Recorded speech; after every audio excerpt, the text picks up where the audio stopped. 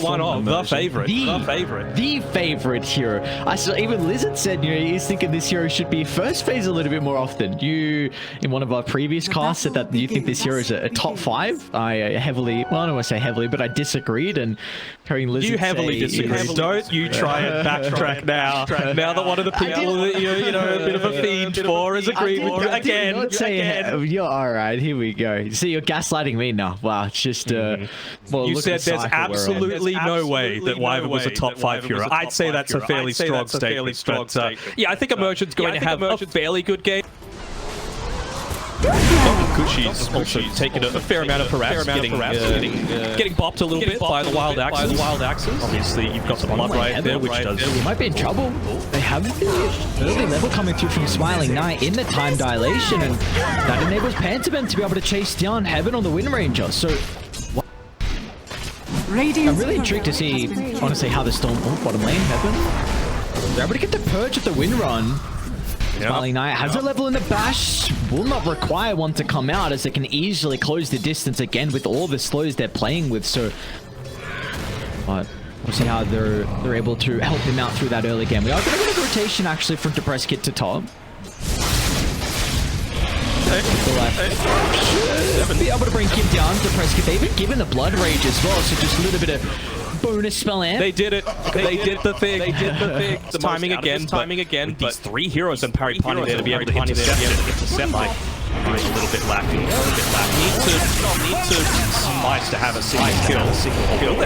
Will they? Kushi's just going to try and step into the rupture. They're going to hold in place as well. Hang on, look at the magic damage just pumping in. You're getting a good amount of push happening mid tower, but they might get that as well. Look at the pushback mid. Melodor instantly pouncing on this opportunity. Is one move, chain that into another kill across the map. So around the 15-minute mark, that's what he's going to be wanting. Until then, happy enough to spotlight hold out the target.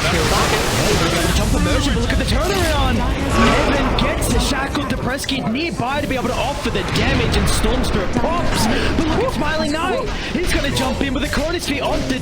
Sayu as well, dropping the sharpshooter, so they'll get rid of the Zeus off to the left side though. Mankushi being able to bring down Afterlife on the Beastmaster. He'll escape to the north, but it looks like Heaven will not have the same fate. A great though, Pasha, he is just playing like a position 1 right now. He wants to make sure that he's able to join in here. What is that? Heaven! What a shackle onto 2. They're not going to go for the Hoodwink instead, so Sayu, they might still Pasha. A Dark Ascension to play with, so plenty of vision to chase down the Hoodwink and Depressed Kid. He'll be able to once again get the damage racking up. Oh my heaven, that was beautiful. It's like one move. Want to make out of the one move. Chrono ready to go. No BKB just yet on Smiling Knight. Hit from the north instead. A peculiar angle from Melodor, but he finds an opening to jump immersion, and he's under a ward. Melodor's going to jump. They've got Sayu nearby as well. Heaven's going to try and offer some assistance with the shackles, but they're able to dodge it on Melodor. Now they'll turn to Heaven, but Afterlife just a little bit too far away. For being able to make any kinds of plays. Kushi. He's going to roll the Hoodwink, and they're happy with just dropping the Chronosphere. They've held the Hoodwink in place, so the Sharpshooter's going to come out too late. A beautiful curse on the choke point will enable the Bloodseeker to reposition. Now, do they feel like they can turn it back around, though? They'll bring down Afterlife to the side. Melodor's able to secure the kill, but now Pasha, he's entered the fight, and, well, he won't be able to make it away. There's one move. They find a 2-for-1 trade.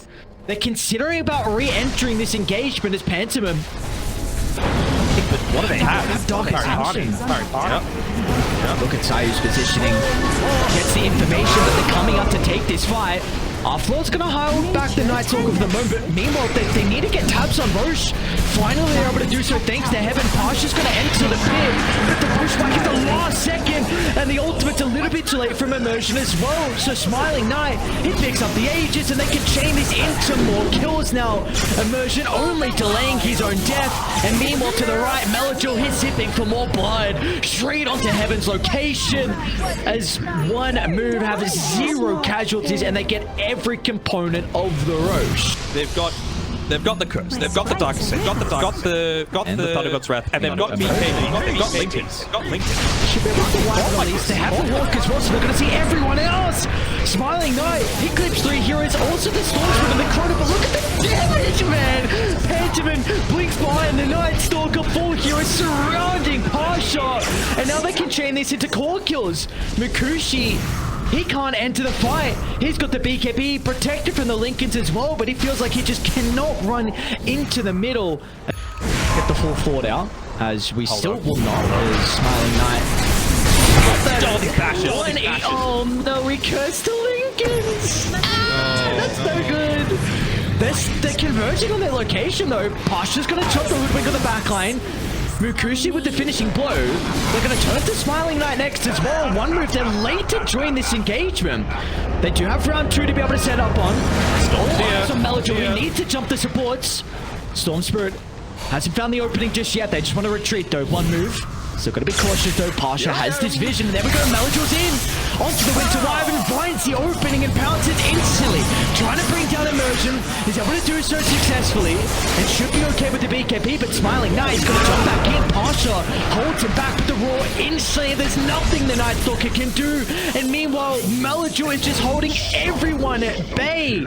Bloodseeker goes in. Night Stalker goes in, but no one else has the fall on Pari Parni.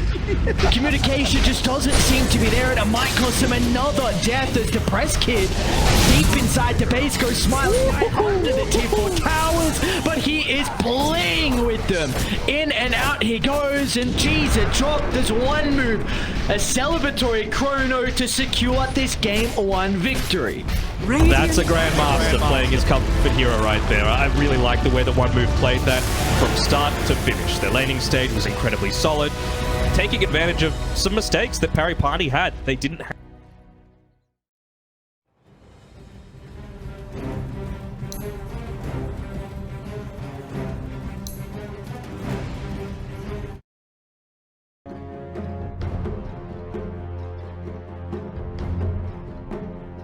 Like arrow, like how are you actually going to stop this Connell from dying? So I'm gonna go with one move as well, following what the panel think.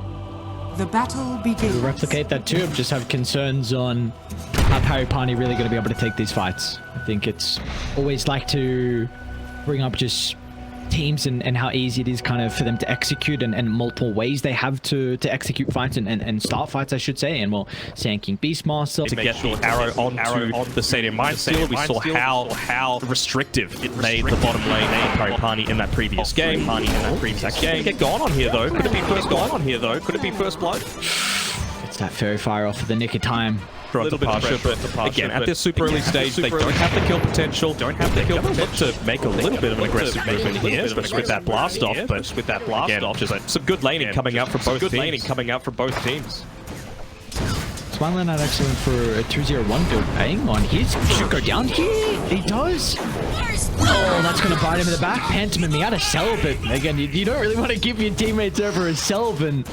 Let's be careful not to just stand on top of Mikushi, just to make sure that he's not going to give his life away. They might go for this kill though. Ooh, how long's the stun gonna be? Oh no! He's got the helmet of Iron Wind as well, and it's just this one. The trees. And now Sayush is going in.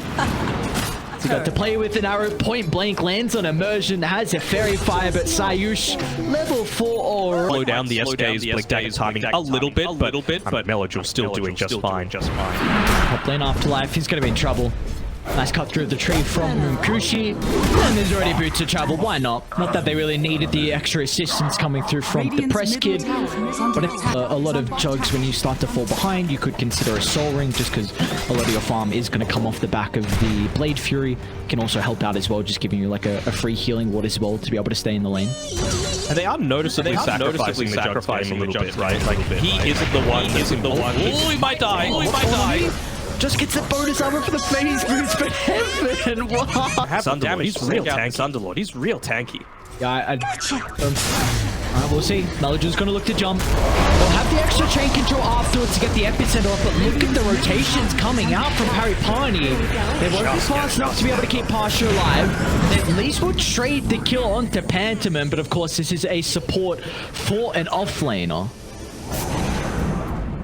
really just wanting to give Juggernaut any kind of space. One Mojo with the arrow follow-up. They had the ward, but it was a little bit too late to react from Sayush's TP. So they're even going to get Heaven as well, and that's a bit of a streak also to claim. Dire have incredible deep push with the blast, with the Firestorm.